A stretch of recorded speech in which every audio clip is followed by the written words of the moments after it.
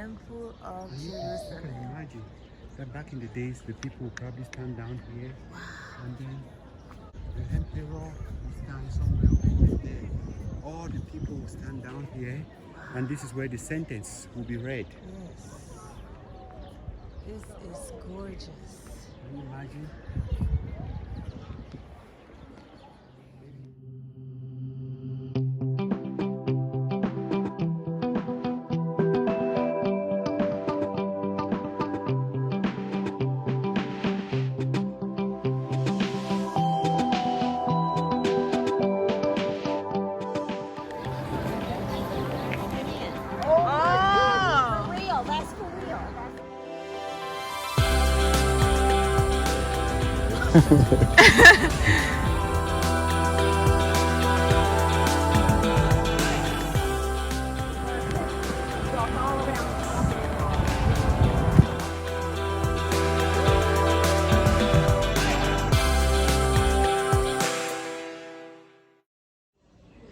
Hello guys, we are very excited to be again with you today and to be shooting this video very close to the temple of Jerusalem that you see right behind me.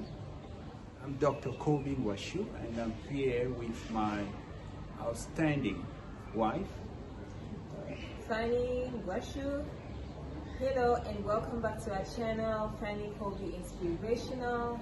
We are super excited to share with you some of our discoveries and tell you a little bit about the dome you see right behind us. That's right. The dome behind us is very historical in what it represents in the Bible, the heartbeat of the Jewish people.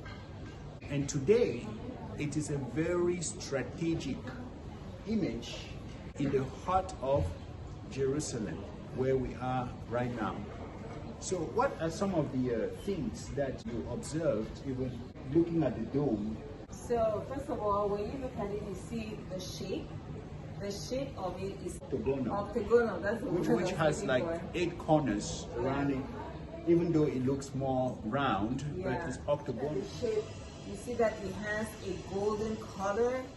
Yes, so Yeah. some historians and theologians believe that the stone that was used to build the foundation of the temple behind us has an origin that is connected to Adam, and that adds significance to what the temple of Jerusalem represents.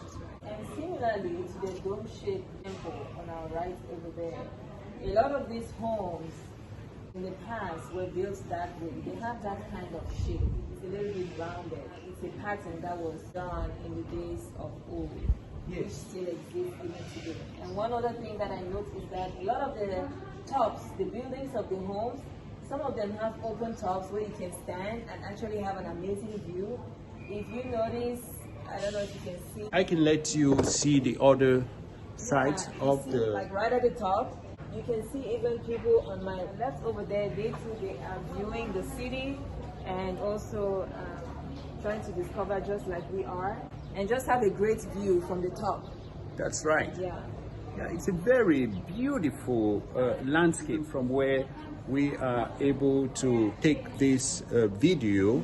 And also one thing that stands out here from our observation, it is the walled city. Because in the Bible we see there were so many battles that took place, and one would have like in mind that for protective reasons the buildings had to be fortified, you know, and the wall had to go around Jerusalem.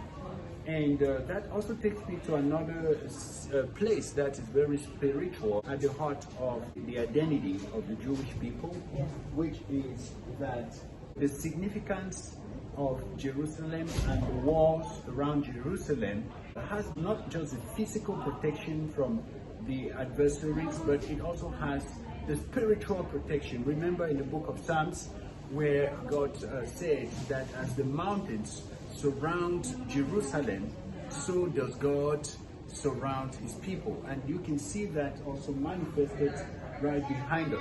I think there's also the aspect of the interaction between the various religions that are behind us. And of course, for some of you who may not know, the whole city of Jerusalem, which is also called the Old Jerusalem, is kind of divided in various quarters.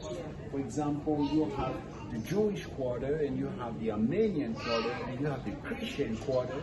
But the beauty of it all is that there seems to reign a majestical peace, and the people seem to interact in a very cordial manner, and that's something that we have experienced talking with the people. Yeah, right. And just to add also, the people, just the way you see the buildings lined up here, that is how simple life is here in Jerusalem.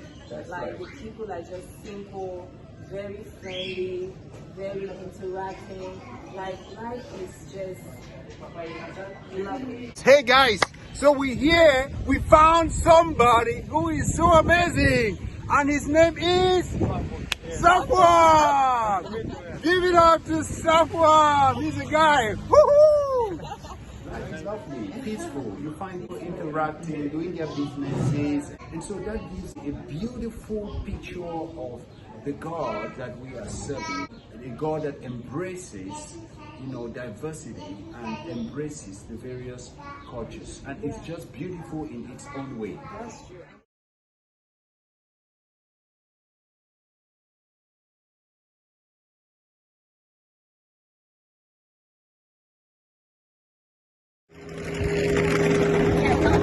Wow, so this is the wall, famous wall, and you can see a lot of people around here, and right above you have the dome of the rock. Closer than what Very we saw close, before. and you have this place always packed with people, and always a lot of things going on.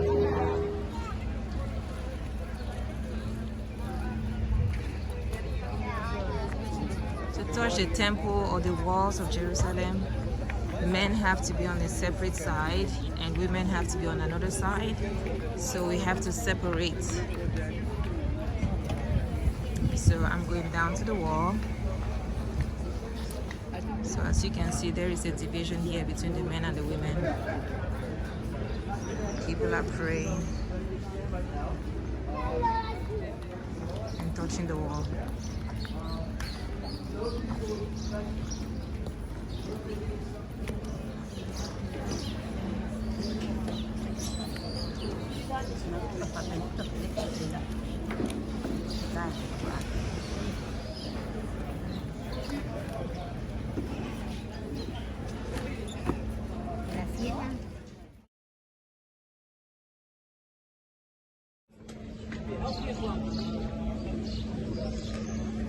Is it okay to go and touch the wall?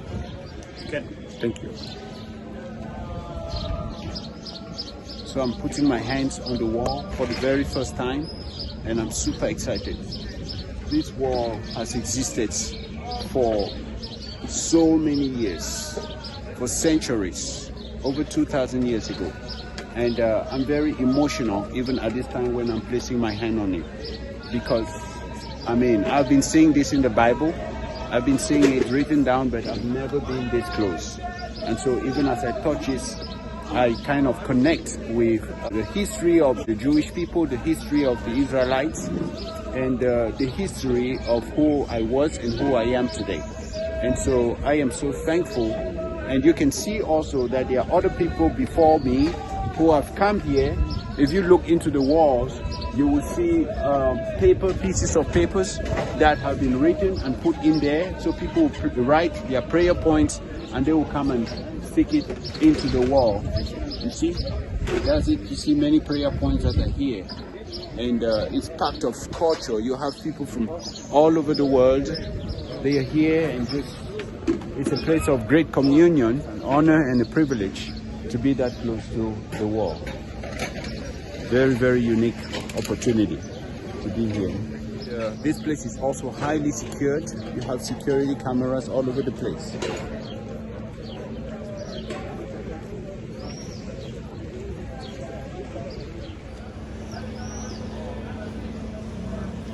Voilà les hommes et les femmes du côté en bas. Voilà la séparation. séparation.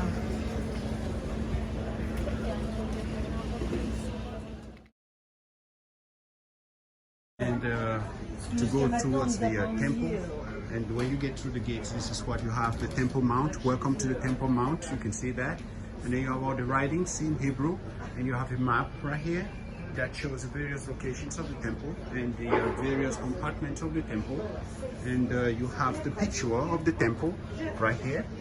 You can see the picture of the temple, how it used to be in the days of old.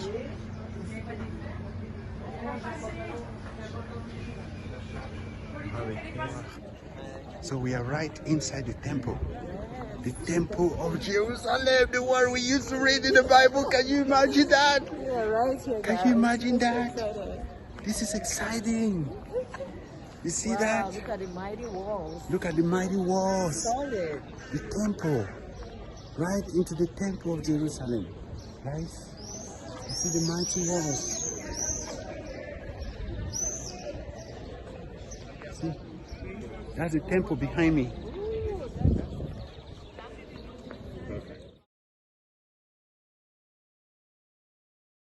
Nous avons rencontré Brigitte, la sœur Brigitte ici, et c'est une rencontre fabuleuse parce que Brigitte est à New York et vous voyez que le monde est bien petit parce que elle est du Burkina Faso, nous sommes du Cameroun, et voilà. You see, that's life. Temple of Jerusalem. Imagine that back in the days, the people would probably stand down here, and then the emperor would stand somewhere over there. All the people would stand down here. And this is where the sentence will be read. Yes. This is gorgeous. Can you imagine?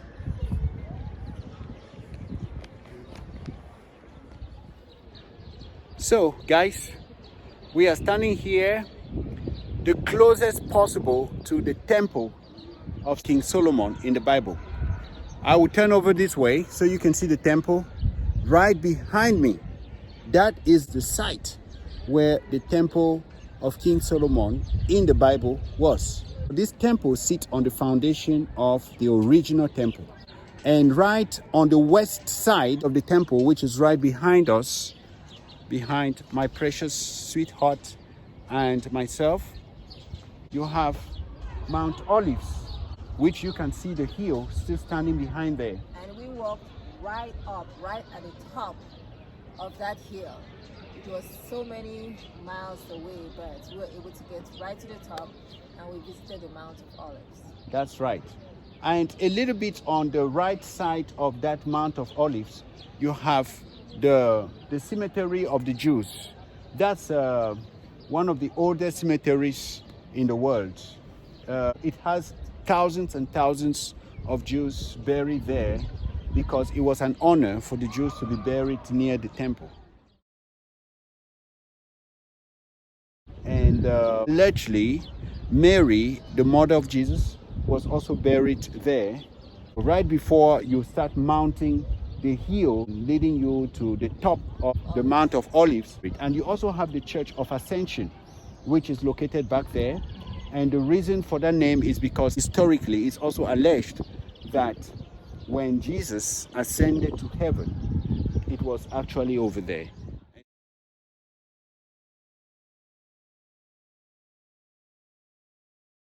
At the top of the hill, you have another important Catholic church, which is over there. And allegedly, Jesus Christ gave some teachings there. Some people say that's where he taught the disciples how to pray. That's why you see the Lord's Prayer, which is pasted and translated in so many different languages and attached to the wall. That's exactly right, including Pidgin and Ewondo and the Douala language. But what is even chilly is to just be standing right here. I'm just imagining if these walls and the floors and the olive trees around us, if they could speak. I don't know what kind of things we would hear. We are just so honored and blessed to be here. You know, we visited the Mount of Olives yesterday, and it was just a very emotionally charged to know that our King of Kings and Lord of Lords once walked there, once actually preached in that church. Once preached in that church once walked down on a donkey and he descended the hill. When you read the Bible, it says he descended the hill. That's actually the hill on his way to Jerusalem. That makes a lot of sense that this actually happened that way. And right now, we are heading to the Garden Tomb because yesterday it was actually closed. They close on Mondays, but they are open Tuesdays to Sundays. So we are heading there before it closes at 12. Okay? That's exactly right. See you shortly, guys.